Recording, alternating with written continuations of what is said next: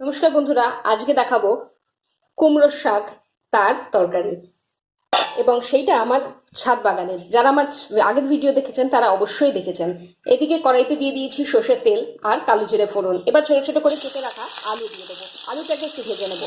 আপনারা দেখছেন village kitchen with হেমিতা। যারা আমার চ্যানেলে নতুন তারা চ্যানেল সাবস্ক্রাইব করুন, আর আগের ভিডিওগুলো যারা দেখেননি অবশ্যই দেখে নিন। আলুটা ভাজা ভাজা হয়ে গেছে। এবার দিয়ে দিচ্ছি আগে থেকে কেটে ধুয়ে রাখা কুমড়োর শাক।